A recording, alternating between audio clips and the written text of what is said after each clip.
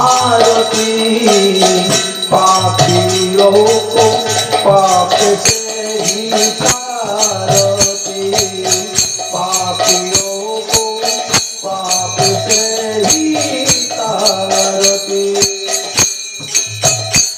ये अमर ग्रंथ ये मुक्ति पंथ ये पंचम वेद निराला नव ज्योति जगाने वाला ये अमर ग्रंथ ये मुक्ति पंथ ये पंचम वेद निराला नव ज्योति जगाने वाला हरि नाम योगी हरि धाम योगी हरि नाम ये जगत मंगल की आरती पापियों को पाप से तारती भगवान की है आरती पापियों को पाप से ही तारती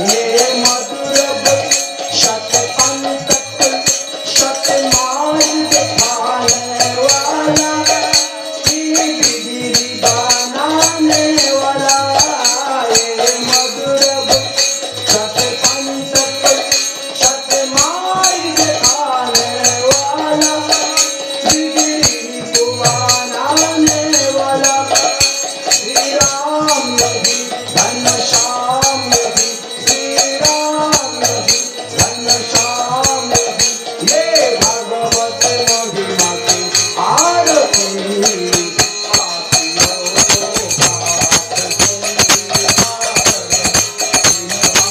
भगवत भगवान की है आरती पापियों को पाप से ही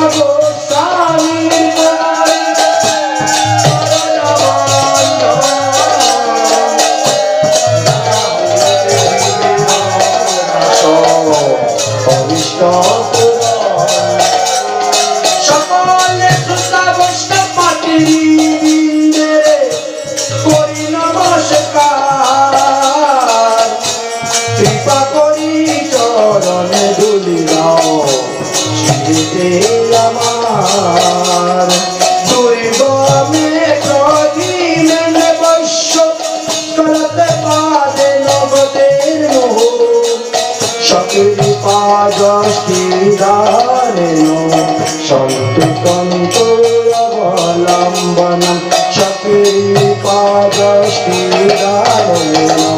तन्तु चन्तु अवलम्बनम चक्रीपादश्रीरामेण चन्तु चन्तु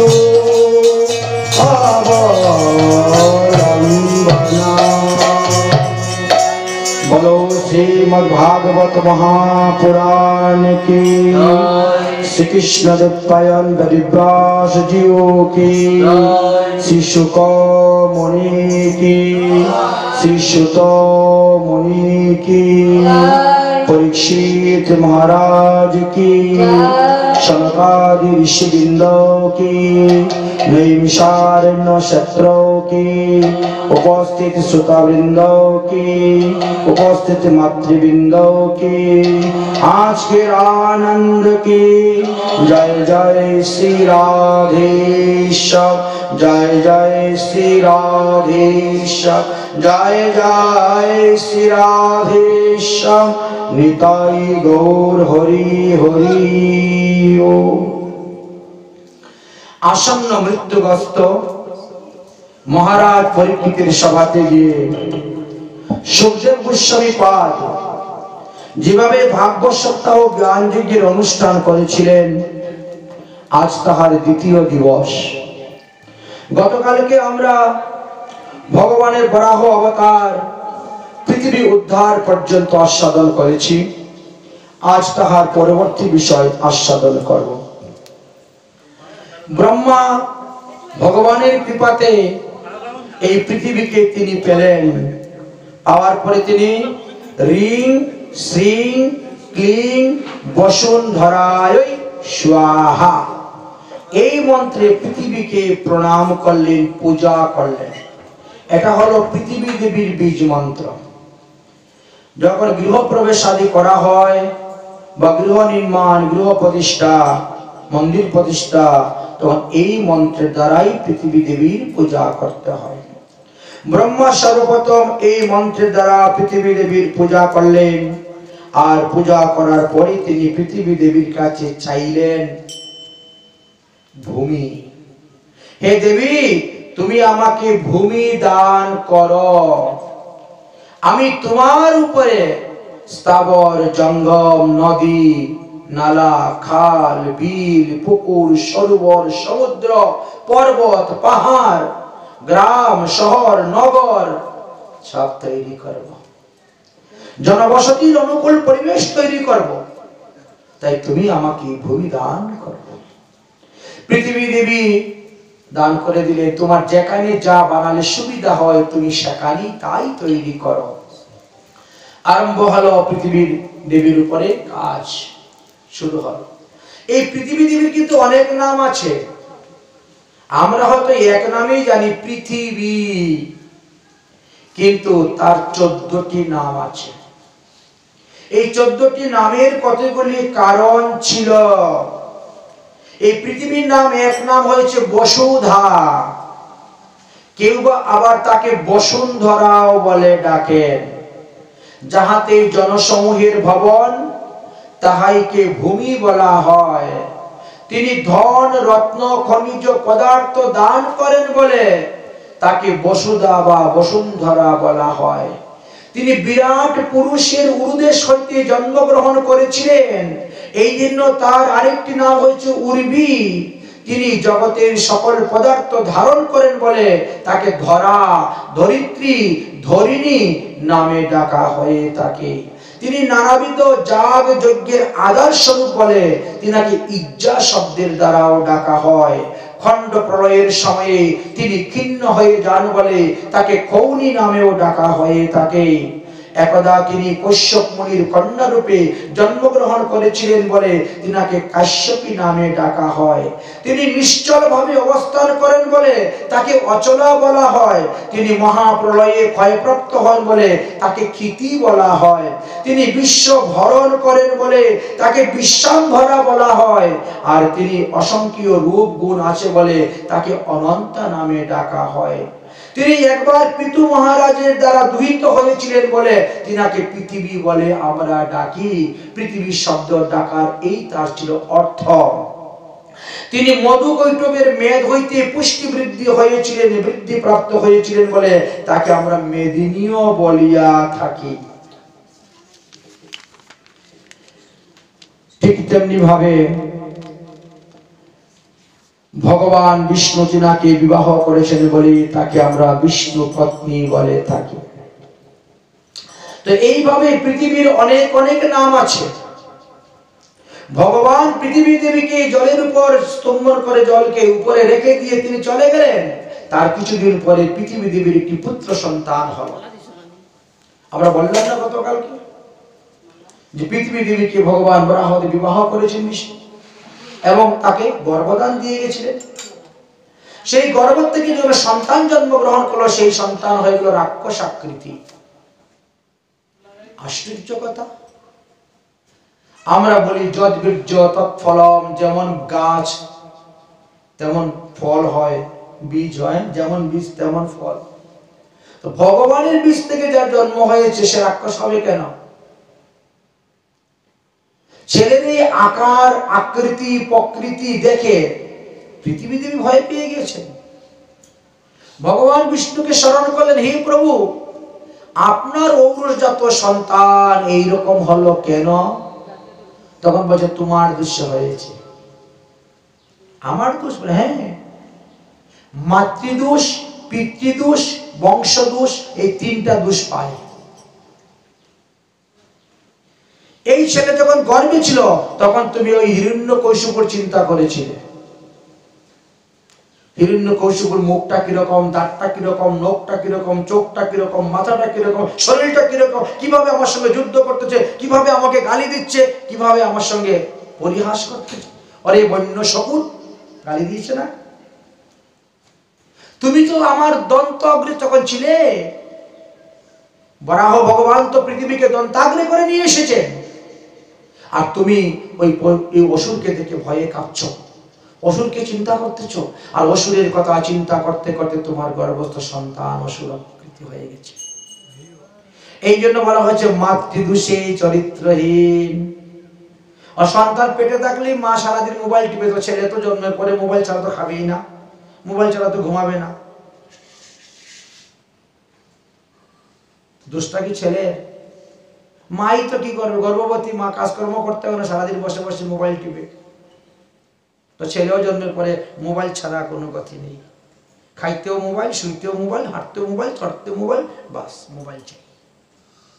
তাই মাতৃদোষে চরিত্রহীন, পিতৃদোষে মূর্খতা, বংশদোষে কৃপণতা, আর নিজের দোষে দরিদ্রতা। দরিদ্রের জন্য অন্য কোনো দোষ লাগে না, নিজের দোষ। দরিদ্রতা প্রাপ্ত হতে হয়। যাই হোক, এখন ছেলেটাকে যাতে একটু সদ্বুদ্ধি, সৎ জ্ঞান, সৎ উপদেশ দিয়ে তাকে ধর্মপথে পরিচালনা করুন। ভগবান তখন আসলেন, বললেন, বুঝাইলেন, ঠিক হলো। দেহের আকৃতি প্রকৃতি দেখতে অসুরের মতন, কিন্তু কথাবার্তা, চলাফেরা, ব্যবহারটা সুন্দরী। স্বভাবে পরিবর্তন হলো জ্ঞানের দ্বারা। জ্ঞানের দ্বারা স্বভাবে পরিবর্তন হলো। ভগবান বললেন, দেবী এবার সে সাধু হয়ে গেল, ভালো হয়ে গেল। তার আকৃতি প্রকৃতি দেখতে একরকম, তার স্বভাব কিন্তু আরেকরকম। অতএব যাও, আর চিন্তা নেই, আমি এখন যাই। আরে তুমি যাই মানে? তুমি চলে গেলে পরে আমার ছেলের সঙ্গে কেউ যুদ্ধ করে ছেলেকে মেরে ফেলে দেয়, তাহলে আমার কি গতি হবে? অতএব আমার ছেলেকে এমন একটা বর দেন যাতে কেউ আমার ছেলেকে মারতে না পারে। ভগবান তখন কি করলেন? একটা অস্ত্র দিলেন, এই অস্ত্র নেও। এই অস্ত্র তুমি যার উপরে প্রয়োগ করবে সে মারা যাবে। আর এই ভয়ে তার সঙ্গে কেউ যুদ্ধ করতে আসবে না। সবারই তো প্রাণের মায়া আছে না? এই জন্য এই ভয়েতে কিন্তু কেউ ওর সঙ্গে যুদ্ধ করতে আসবে না। সুতরাং তোমার ছিল আমার অজর হয়ে গেল, জম পর্যন্ত আসবে না ভয়ে। যদি আমাকে মেরে দেয় আমি মরে যাব। ব্রহ্মা পর্যন্ত আসবে না, বিষ্ণু কেউ আসবে না, মহাদেব পর্যন্ত আসবে। আচ্ছা, তাহলে কি আমার ছেলে অমর হয়ে গেল? বলে না, অমর নয়, ততদিনই সে জীবিত থাকবে যতদিন সাধুগুরু বৈষ্ণবের প্রতি তার শ্রদ্ধা ভক্তি থাকবে। সাধুগুরু বৈষ্ণবের প্রতি যার যতদিন শ্রদ্ধা ভক্তি থাকবে ততদিন সে অমর অজর। যখনই সে আমার ভক্তদ্রোহ হয়ে যাবে, আমার ভক্তদেরকে নিন্দা করবে, ভক্তদেরকে গালি দিবে, ভক্তদেরকে প্রহার করবে, ভক্তদের উপর অত্যাচার করবে, আর তখন আমি তাকে নিজের হাতে সংহার করব। পৃথিবীদেবী বলছে তোমার ছেলেকে তুমি মেরে দিবে? বলে হ্যাঁ, এটাই আমার ন্যায়। আমি আমার ভক্তের দুঃখ সহ্য করতে পারি না। আমার ভক্তের উপরে যদি কেউ দুঃখ দেয়, কষ্ট দেয়, আর ভক্ত চোখের জল ফেলে, আমি নিজের পুত্র হলেও কেটে ফেলে দিব। তো পৃথিবী দেবী বলছেন আমি তাহলে জানবো কেমন করে তুমি আমার ছেলেকে যে মেরেছ? বলে আমি যখন মারবো তখন তোমার অনুমতি নিয়ে তোমার সামনে মারবো, তোমার অনুমতি নিয়েই তোমার সামনেই আমি এই তোমার ছেলেকে মারব। যাও, চিন্তা করিও না, ততদিন পর্যন্ত এই ছেলেকে নিয়ে তুমি সুখে বাস করো। যখন কহিবে তুমি আপন বদনে, তখন বলিব পুত্র তোমারও সদনে। তোমার সামনে তোমার ছেলেকে মারব, তোমার অনুমতি নিয়ে। তুমি যখন বলবে মারো, তখনই ছেলেকে মারো, তার আগে নয়। নাও এই অস্ত্র দেখো। এইভাবে অস্ত্রটি দিয়ে চলে গেলেন। ব্রহ্মা এখন স্বয়ম্ভু মনু শতরূপাকে বললেন এবার তুমি ধরা পেয়ে গেছো, ধরণী ধরিত্রী পেয়ে গেলে, পৃথিবী পেয়ে গেলে, এবার তোমরা স্বামী স্ত্রী মিলিত হয়ে সৃষ্টি কার্য আরম্ভ করো। আর ব্রহ্মা যে বিভিন্ন অঙ্গ থেকে সন্তান উৎপন্ন করেছে, কাকে বললাম না? কান হইতে, নাক হইতে, মুখ হইতে, চোখ হইতে, পেট হইতে, পিঠ হইতে, অঙ্গুষ্ঠ হইতে, এই সবাইকে সব ছেলে যাও তোমরা তপস্যা করতে যাও।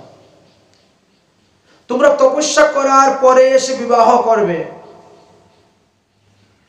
কারণ প্রথম জীবনে ব্রহ্মচর্য পালন করে, কেউ তপস্যা করে, তারপরে যদি বিবাহ করে তাহলে তার বংশে উত্তম সন্তান আসবে, বৈষ্ণব সন্তান আসবে, আর সেই সন্তানের দ্বারা বংশ উজ্জ্বল হবে, বংশ উদ্ধার হবে। তাই প্রথম জীবনটা ব্রহ্মচর্য পালন করে তপস্যা করতে হয়। সব পুত্রদেরকে আদেশ দিয়ে দিলেন যাও সবাই, সবাই যাও গিয়ে তপস্যা করো। কেউ ৮,০০০ বছর, কেউ ১০,০০০ বছর, কেউ ২০,০০০ বছর তপস্যা লেগে গেছে। তার মধ্যে একজনের নাম ছিল কর্দম ঋষি। কর্দম ঋষিও তপস্যা করতেছে। এদিকে স্বয়ম্ভু মনু ঔরসে শতরূপার গর্ভে ৩টি কন্যা সন্তান আর ২টি পুত্র সন্তান জন্ম নিল। কন্যা ৩টির নাম হলো আকুতি, প্রসূতি, দেবহূতি, আর পুত্র ২টার নাম হলো প্রিয়ব্রত এবং উত্থানপাদ। ৫টি সন্তান জন্ম নিল। দেখতে দেখতে এরা সব বড় হয়ে গেল। এবার চিন্তা করছেন আগে তো মেয়েদেরকে বিয়ে দিতে হবে, তারপরে ছেলে বিয়ে চিন্তা হবে, মেয়ে বিয়ে দিতে হবে। তো মেয়ে বিবাহের জন্য যখন চিন্তা করছেন, এমন সময় দেবর্ষী নারদ গিয়ে সেখানে উপস্থিত। দেবর্ষী নারদ গিয়ে উপস্থিত হয়ে গেছেন।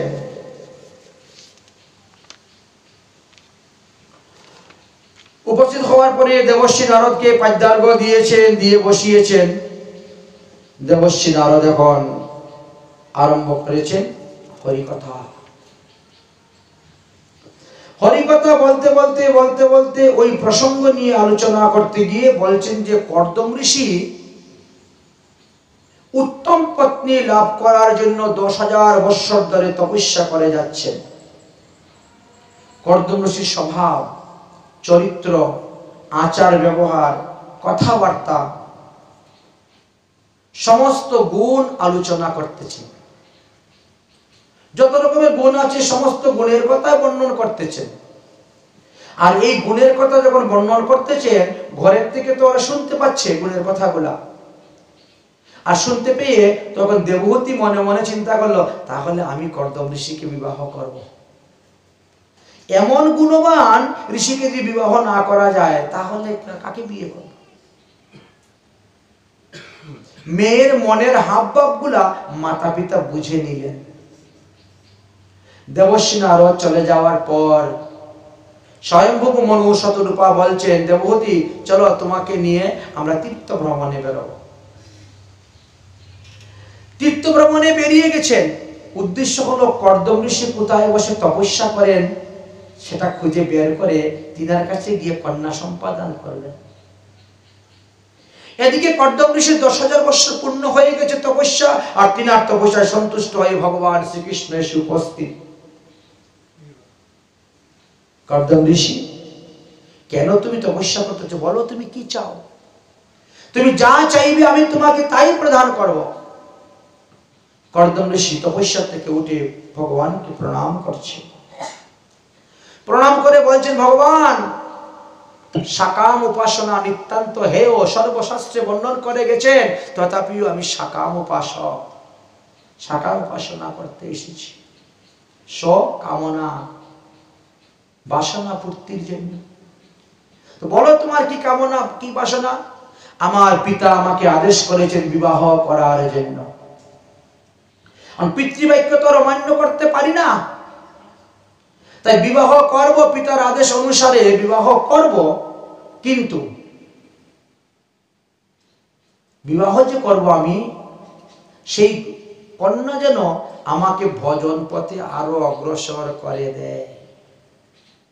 আমি ভোগ পত্নী চাই না, আমি কাম পত্নী চাই না, আমি চাই ধর্ম পত্নী। আমাকে যাতে সে আরো ধর্মের পথে আগিয়ে দেয়, আমাকে যেন ধর্ম কর্ম করতে বাধা না দেয়, আমার ধর্মে সাহায্য করবে, সহযোগিতা করবে আমাকে, এইরকম একটি পত্নী আমি চাই। এই জন্য আমি আপনার তপস্যা করতেছি। কেউ কেউ আছে বিবাহের পরে বন্ধনে পড়ে যায়, কিন্তু আমি চাই বিবাহের পরে আমার স্ত্রীর দ্বারা আমি বন্ধন মুক্ত হয়ে হরিধামে যেতে। এইরকম পত্নী আমি চাই, ভজনে সাহায্য করবে, সহযোগিতা করবে। তো ভগবান বলছেন, মুক্তই যদি হতে চাও তো আবার বন্ধনের জন্য বিয়ে করার কি দরকার? দেখুন পিতার আদেশ, পিতার আদেশ পালনের জন্য বিবাহ করতে হচ্ছি।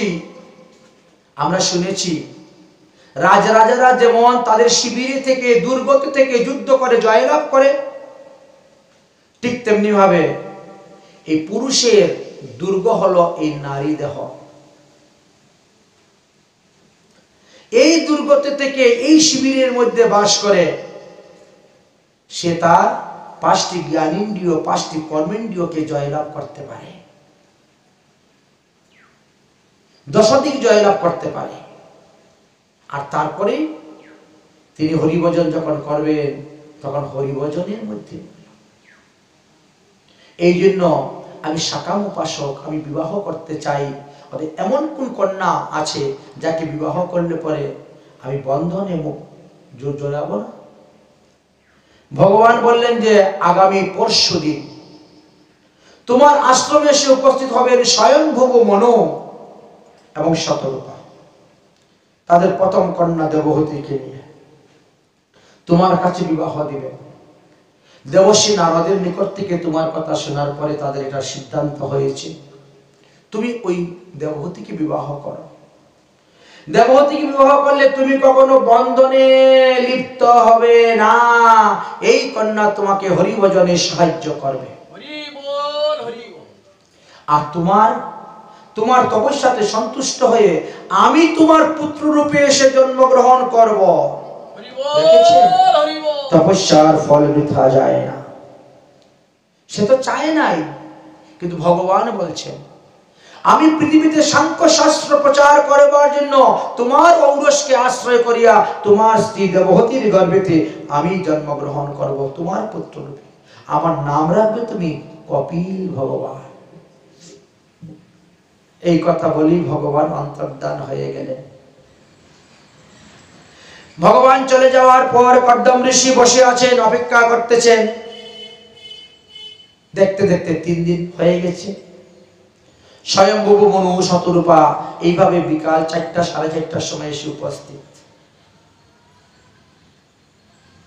কর্দম ঋষির আশ্রমে। কর্দম ঋষি যখন দেখছেন স্বয়ংভূ শতরূপা আসছেন, তাড়াতাড়ি দৌড়ে এসেছেন। আসুন আসুন, আহ্বান, স্বাগত। নিয়ে গেলেন তিনার কুটিয়ায়। আর কুটিয়াতে নিয়ে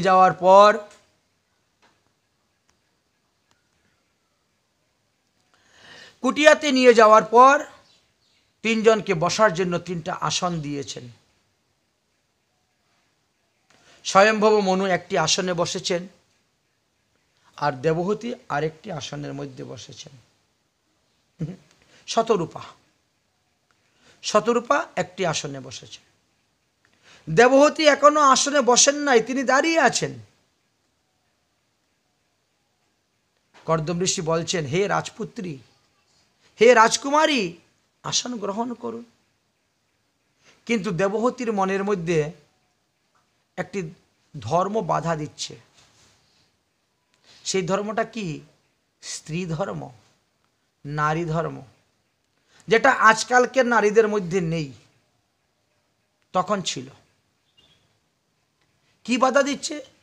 দেবর্ষি নারদের মুখ থেকে আমি যখন শুনেছি তিনার কথা, তখনই মনে মনে আমি তিনাকে স্বামীরূপে গ্রহণ করে নিয়েছি। বিয়ে আমাদের 8 প্রকারের হয়। মনে মনে কাউকে স্বামীরূপে গ্রহণ করলেও সেটা স্বামী হয়ে যায়। স্বামীরূপে গ্রহণ করেছি। আর এইবার বৈদিক বিধি অনুসারে আমার বাবা এসেছেন তিনার হাতে আমাকে সমর্পণ করতে। একটু পরে তো বৈদিক বিধি অনুসারে তিনি আমার স্বামী হবেন।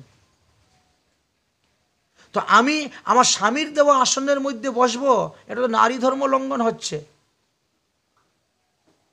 স্ত্রীর কর্তব্য হলো স্বামীর সেবা করা। স্ত্রীর কর্তব্য নয় স্বামীর কাছ থেকে সেবা গ্রহণ করা। নারী ধর্ম আমার লঙ্ঘন হচ্ছে, এতে আমার অপরাধ হইবে, পাপ হইবে। অতএব আমি এই আসনে বসব না, আমার স্বামী আমাকে আসন দিয়েছে। কর্দম ঋষি বারবার অনুরোধ করছেন, হে দেবী, দাঁড়িয়ে আছো কেন? বসো বসো, আসনে আসন গ্রহণ করো।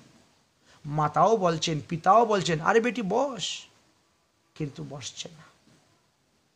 আবার চিন্তা করতেছেন, কোনো ব্যক্তি যদি কাউকে আসন দেয় বসার জন্য, আর তিনি যদি তার আসনে না বসেন, তাহলে তাকে অপমান করা হয়।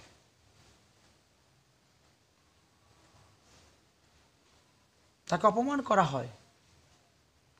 এখন তিনি উভয় সংকটের মধ্যে পড়ে গেছেন। কিন্তু আসনে বসলে পরে স্বামীর দেওয়া আসন, নারী ধর্ম লঙ্ঘন হচ্ছে। আর আসনে না বসলে ঋষিকে অপমান করা হচ্ছে।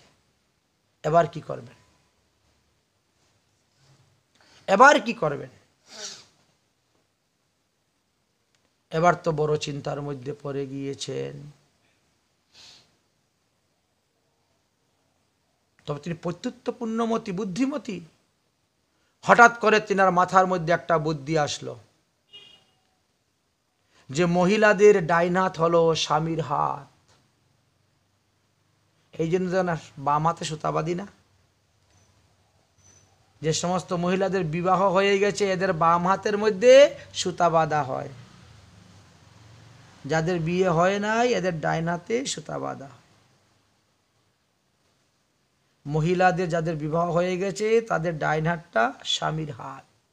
স্বামী হাত ধরে নিয়ে গেছে না, স্বামীর হাত। তো আমি মনে মনে তিনাকে স্বামীর রূপে গ্রহণ করেই নিয়েছি, তাহলে এই হাতটা হলো আমার স্বামীর হাত। অর্থাৎ স্বামীর দেওয়া আসনের মধ্যে স্বামীকেই বসাবো। কেমন করে বসাবেন? তিনি প্রথমে আসনটাকে প্রণাম করলেন। আসনটাকে প্রণাম করে ডাইন হাতটা আসনের উপর রেখে দিয়ে মাটির মধ্যে বসে গেছেন। এবার বিচার করে দেখুন তো নারকেলটা।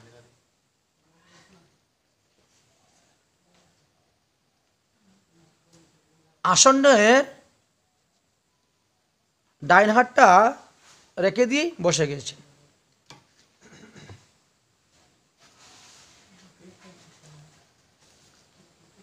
আচ্ছা, কর্দম ঋষি কিন্তু দেখতে পেলেন, বাহ, এত সাংঘাতিক বুদ্ধি মেয়ের। এই রকম বুদ্ধিমতী মেয়ে তো পাওয়া বড় মুশকিল। ভগবান যে বলছেন সত্যি আমি এই মেয়েকে বিয়ে করলে কখনো বন্ধনে জড়াবো না। কিছু কিছু জায়গা আছে আমাদের উপস্থিত বুদ্ধি খাটাইতে হয়, বুঝেছেন? মনে করো কোথায় যদি কীর্তন হয়, কীর্তনের আসরে আমরা কি করি? প্রথমে আমরা মৃদঙ্গকে নিয়ে চন্দন দিই, তারপরে করতালে দিই, তারপরে বৃন্দা দেবীকে দিই, বুঝেছেন? তারপরে যারা কীর্তনীয় আছে তাদেরকে দেওয়া হয়, কারণ মৃদঙ্গ মহাপ্রভু স্বরূপ, মৃদঙ্গ ব্রহ্মস্বরূপ। মৃদঙ্গ ব্রহ্ম রূপায় লাবণ্য রস মাধুরী সহস্র গুণ সম্পূর্ণায় মৃদঙ্গায় নম নম। নিত্যানন্দ স্বরূপ করতাল। নিত্যানন্দের চরণে তুলসী যান, মহাপ্রভুর চরণে তুলসী যান। এই তুলসীকে আগে দেই না, আগে মৃদঙ্গকে দেওয়া হয়, করতালকে দেওয়া হয়, তারপরে দেওয়া হয়। আচ্ছা, মৃদঙ্গ যেমন মহাপ্রভু স্বরূপ, ভাগবত কিন্তু ভগবান শ্রীকৃষ্ণ স্বরূপ। এবার ভাগবতের প্রসাদ নিয়ে মৃদঙ্গে দেওয়া যাবে না, মৃদঙ্গের জন্য আলাদা ফুলের মালা রাখতে হবে। কারণ একই বস্তু তুমি কবার দিবে ভগবানকে? একটা বস্তু ভগবানকে একবারই নিবেদন করা হয়। তো ভাগবত স্বরূপ স্বয়ং ভগবানকে যখন আমি ফুলের মালা দান করে দিয়েছি, সেই মালাটা আমি বৃন্দা দেবীকে দিতে পারি, কিন্তু মৃদঙ্গ করতালে দেওয়া যাবে না। আচ্ছা, দ্বিতীয়ত, আচ্ছা এটা আমি কোনো ভক্তকে দিলাম, চন্দনের ক্ষেত্রে চন্দনের তদ্দুবস্থা। চন্দন যদি আমি কখনো কোনো মানুষের কপালে, কোনো জীবের কপালে দিয়ে দিলাম, তাহলে সেটা আর কোনো অবস্থাতেই ভগবত স্বরূপে যারা আছে তাদের কাছে যাবে না। একবার যদি কোনো মানুষকে দিয়ে দিলাম, তাহলে ওই চন্দন আর মৃদঙ্গে, করতালে, তুলসীতে, ভাগবতে কোথায়ও দেওয়া আর যাবে না। নতুনভাবে আবার তৈরি করে এনেই দিতে হবে। এই বুদ্ধিটা মাথায় রাখতে হবে, প্রত্যুত্তরপূর্ণমতি বুদ্ধি। ঠিক তেমনিভাবে প্রতিটা জায়গাতেই ধর্মের কিছু কিছু ফাঁক রাস্তা দেওয়া আছে। যখন দেখবেন যে না এইদিকে হচ্ছে না, তখন ওই দিকে ঘুরিয়ে নিতে হবে, না হলে তো উপায় নেই। উভয় কুল রক্ষা করতে হবে। আচ্ছা, দেবী দেবহূতি যখন উভয় কুল রক্ষা করেছেন, কর্দম ঋষি প্রসন্ন। আচ্ছা, প্রসন্ন হওয়া সত্ত্বেও কিন্তু আবার একটু অভিনয় করতে হয়। সব কিছু জেনে শুনেও আবার দুই হাত জোর করে বলছেন, স্বয়ম্ভু মনু, আপনি কি উদ্দেশ্য নিয়ে আমার আশ্রমে এসেছেন? বলেন, আমি আপনার কি সেবা করতে পারি? আমি আপনার কি সেবা করতে পারি? আপনার আগমনের কারণ কি?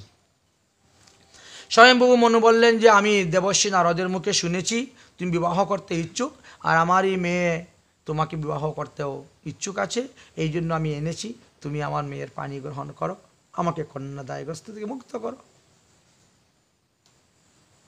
কর্দম ঋষি বললেন, বিবাহ করতে পারি, তবে একটা শর্ত আছে। আপনারা বিয়ের সময় কটা শর্ত করেছেন? টিভি চাই, ফ্রিজ চাই, গাড়ি চাই, 5 ভরি সোনা চাই, 5 লক্ষ টাকা চাই, নাকি? এরা শর্ত করেছিলেন না? বলছেন না না, তিলহর থেকে দিয়ে দিও, কিছু লাগবে না। শর্ত। স্বয়ম্ভু মনুর তো কোনো কিছুর অভাব নাই, সসগরা পৃথিবীর যিনি রাজা, তিনার আগে তো কেউ রাজা ছিল না, তিনি তো সর্বপ্রথম পৃথিবীকে পেলেন। পৃথিবীর প্রথম রাজা তো তিনিই, স্বয়ম্ভু মনু, সসগরা পৃথিবীর রাজা। স্বয়ম্ভু মনু বলেন, আপনি যা চাইবেন তাই দেওয়া হইবে। কি চান বলেন? আমার মেয়ে বিবাহ করার যৌতুক রূপে। বলেন কি চাই, কি শর্ত আপনার বলুন?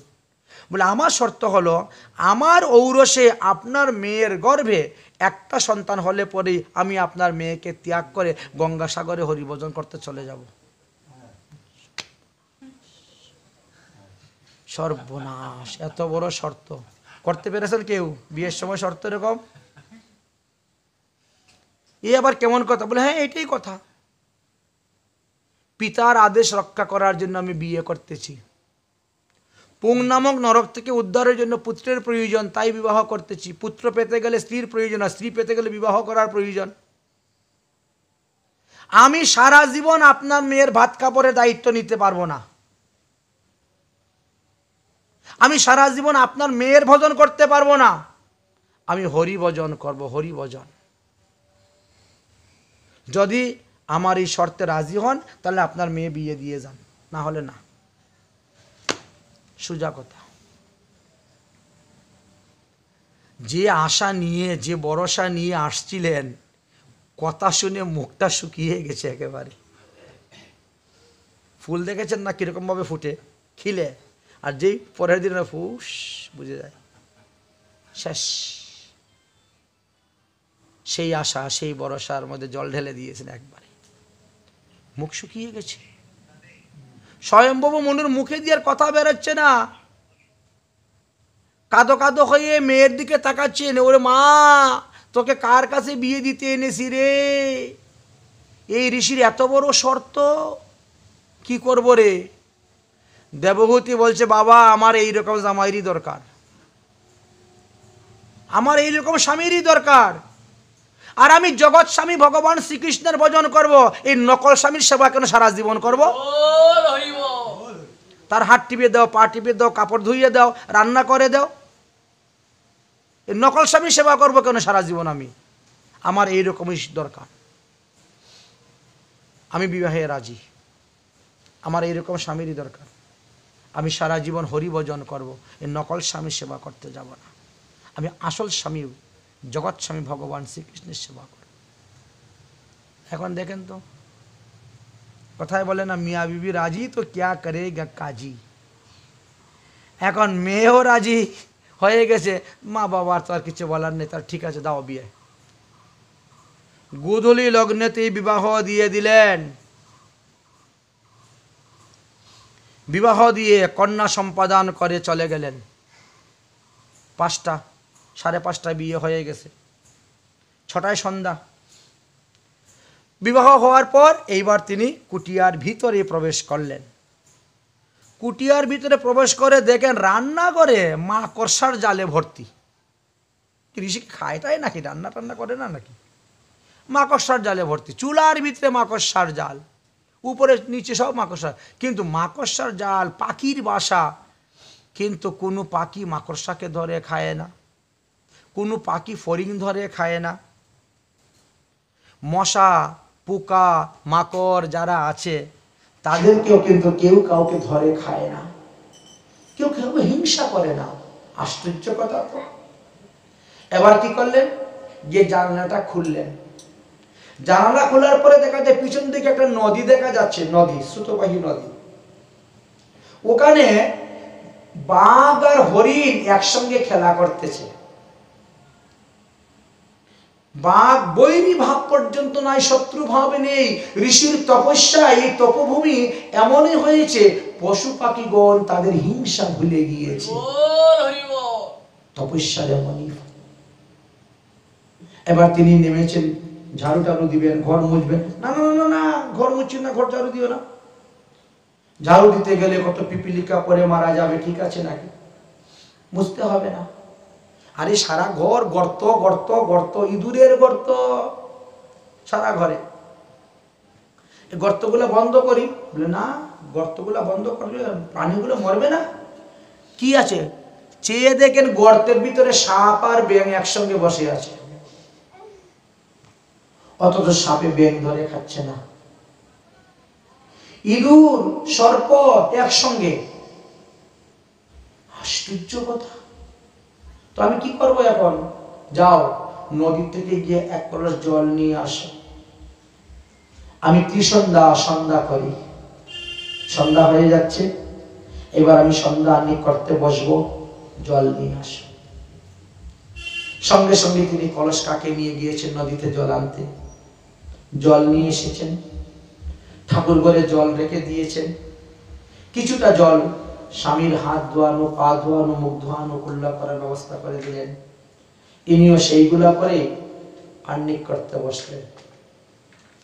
সন্ধ্যা আহ্নিক করতে বসেছেন, যেমন আহ্নিকে বসে সমাধি। সমাধি হলে কি হয়? বাইরের কোনো শব্দ কানের ভিতরে ঢুকে না, প্রবেশ হয় না। এমন সমাধি হলেন এক সমাধিতে 12 বৎসর। এক সমাধিতে 12 বৎসর চলে গেছে। 12 বৎসর এখন তিনি কি করবেন? তিনি সতী নারী, স্বামী না খাইলে খাবেন না। স্বামী সেবা করবে, তারপরে স্ত্রী সেবা করবে।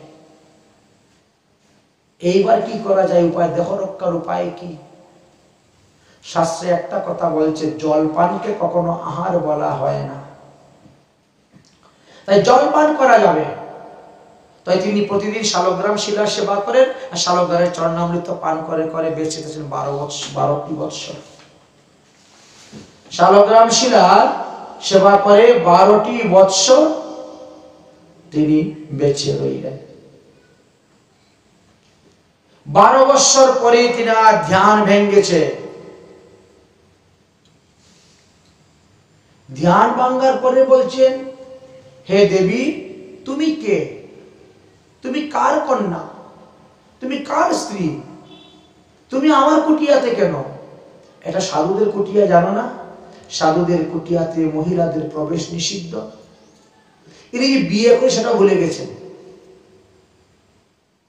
দেববতী হাত জোড় করে বলছে, ওগো, তুমি না অগ্নি সাক্ষী করে, সূর্য সাক্ষী করে, ব্রাহ্মণ সাক্ষী করে আমাকে বিয়ে করেছিলে? আমি না সেই স্বয়ংভূ মনুর কন্যা দেবহতী? ও মনে পড়েছে, মনে পড়েছে, মনে পড়েছে। তা দেবী, তুমি বসো, আমি তোমাকে আত্মতত্ত্ব দান করবো আজ। আত্মতত্ত্ব কি? কে আমি, কেন আমার, যারে তাপত্রয়, ইহা না জানিলে মোর কেইসে হিত হয়। সনাতন গোস্বামী পাদ মহাপ্রভুকে এই প্রশ্নটা করেছিলেন আত্মতত্ত্ব জানার জন্য। আমি আজকে তোমাকে ব্রহ্মতত্ত্ব দান করব, আত্মতত্ত্ব দান করব। দেববতী হাত জোড় করে বলছে, স্বামী, এইগুলা না হলে পরেই হবে, এইগুলো না হলে পরেই হবে। এখন আপনি একটু পুত্রতত্ত্ব আমাকে দিন। পুত্রতত্ত্ব কেন দেবী? যতদিন পর্যন্ত আমার গর্ভে আপনার ঔরসে কোনো সন্তান না হইবে, ততদিন পর্যন্ত আমার বাবা যে আপনার কাছে দান করেছেন, দানের ফল পাবে না। আমার পিতা তো দানের ফল পাবেন না। অতএব দানের ফল জন্য সন্তান, পুত্র সন্তান আমাকে দান করো। আমার বাবা যদি কখনো ঘুরতে ঘুরতে আসেন, তাহলে আমাদের বাড়িতে উনি খাবেই না। কারণ মেয়ে দান করেছি, মেয়ের ঘরে এখনো নাতিপুতি হয় নাই, অতএব এখানে সেবা গ্রহণ করা যাবে না। দান যথার্থ হলো না। অতএব আপনি কৃপা করে আমাকে পুত্রতত্ত্ব দান করুন। আমি পুত্রতত্ত্ব চাই, পুত্রতত্ত্ব চাই। আসলে দেবী, 12টি বৎসর তুমি অনাহারে ছিলে তো, তোমার সেই শরীর, সেই রূপ, সেই যৌবন কিছুই তো নেই এখন। এই দিনে তোমাকে চিনতে পারি নাই, তুমি মনে কিছু নিও না। আচ্ছা যাও, এই সামনে যাওয়ার পরে দেখো একটা সরোবর আছে, তুমি সরোবরে যাও, আর সরোবরে গিয়ে তুমি স্নান করে আসো। সরোবরে গিয়ে স্নান করে আসো, আমি তোমাকে পুত্রতত্ত্ব দান করব। স্বয়ংভূ মনুর রাজ্য ছিল বৈষ্মতী নামক নগরেতে, যেখান থেকে কাঁস এবং কুশের উৎপত্তি হয়েছিল। বরাহ ভগবানের লোভ হইতে এই কুশের উৎপত্তি হয়েছিল। স্বয়ংভূ মনুর রাজধানীটা সেখানেই ছিল। যাই হোক, এবার দেবহতী বলছে, ঠিক আছে, তাহলে আমি স্নান করতে যাচ্ছি। স্নান করতে যখন গিয়েছেন সরোবরে, এই সরোবরের নাম ছিল বিন্দু সরোবর। মহাদেব সমস্ত তীর্থের জল এনে বিন্দু বিন্দু বিন্দু বিন্দু করে এই স্থানে রেখেছিলেন বলে তার নাম বিন্দু সরোবর নাম। যত তীর্থ আছে, যেমন আমাদের রাধাকুণ্ডে, শ্যামকুণ্ডে 60,000 কোটি তীর্থ আছে। 60,000 কোটি। তীর্থ। ঠিক তেমনি ভাবে বিন্দু সরোবর, বিন্দু বিন্দু সমস্ত বিশ্ব ব্রহ্মাণ্ডে যত তীর্থ, সমস্ত তীর্থের জল এনে এখানে রেখেছিলেন বলে নাম হলো বিন্দু সরোবর। বিন্দু সরোবরে যখন স্নান করলেন, স্নান ডুব দিয়েছেন, সঙ্গে সঙ্গে বেশ কিছু অপ্সরার মতো সুন্দরী রমণী এসে উপস্থিত। তারা এসেছে বরুণালয় থেকে। আর দেবীকে, দেবহূতিকে বরুণালয়ে নিয়ে চলে গেল। ওখানে গিয়ে ভালো করে ঘষিয়ে সাজিয়ে স্নান করিয়ে 16 সিঙ্গারে সিঙ্গার করে এত সুন্দর ভাবে সাজিয়ে দিয়েছে। ততক্ষণে কর্দম ঋষি কি করেছেন? তিনার তপস্যার দ্বারা তিনি একটা বিমান তৈরি করেছেন। সেই বিমানের মধ্যে 9টি তালা ছিল, 9 রকম ঘর ছিল। কোথায় স্নান করা, কোথায় ভাদ্রমাদি করা, কোথায় বসে গল্প করা, কোথায় শয়ন করা, কোথায় ভ্রমণ করা, বিভিন্ন ভাবে। কর্দম ঋষি নিজের শরীরকে 9 ভাগে বিভক্ত করে 9 তালার মধ্যে তিনি বসে আছেন। দেবহূতি আসছেন, কর্দম ঋষি ডাকতেছেন, আসো বিমানে উঠো। বিমানে উঠেছেন। এখন যেখানে যান সেখানেই কর্দম ঋষিকে দেখতে পান, যেখানে যান সেখানেই কর্দম ঋষিকে দেখতে পান। 9 তলা বশিষ্ঠ বিমান মনোবেগে চলতেন। কর্দম ঋষির মনে যা ইচ্ছা হবে বিমান তাই করো, ডাইনে ঘুরো, বামে ঘুরো, সোজা যাও, উপর দিকে যাও, নিচের দিকে যাও, দাঁড়িয়ে যাও, বিমান তাই। বিমানে কোনো ড্রাইভার নেই, পাইলট নেই, মনের গতিতে বিমান চলছে। এইভাবে আকাশ মার্গে বিমান 100 বৎসর ভ্রমণ করেছে। দেবহূতি গর্ভবতী হলেন এবং যথাসময়ে তিনি 9টি কন্যা সন্তান জন্ম দিলেন। 9টি কন্যা সন্তান জন্ম হওয়ার পরে বলছেন, এবার আমি চলে যাব, তুমি আমাকে বিদায় দাও, এবার আমি চলে যাব। দেবহূতি বললেন, আমার পিতার সঙ্গে তো কথা ছিল পুত্র সন্তান, তুমি তো বাবাকে বলছিলে যে আমার ঔরসে তার গর্ভে একটি পুত্র সন্তান হলে পরেই আমি সংসার ত্যাগ করে চলে যাব। পুত্র তো হলো না, হয়েছে 9টা কন্যা সন্তান। এখন তুমি চলে গেলে এই 9টা মেয়েকে আমি বিয়ে দিব কেমন করে? আমি এই কারণে অনুরোধ করতেছি যে আরো কিছুদিন সংসারে থাকুন, 9টা মেয়েকে বিবাহ দিন, আর আমাকে যাতে আত্মতত্ত্ব ব্রহ্মতত্ত্ব দান করতে পারে এমন একটি পুত্র সন্তান দিয়ে আপনি চলে যান। আপনার তপস্যায় আমি আপনাকে বাধা দিব না ভজনে। ঠিক আছে। এইবার পুনরায় আবার আরম্ভ করলেন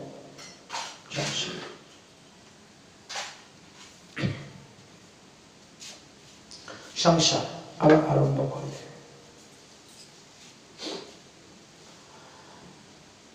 সংসার আরম্ভ হলো, চলছে।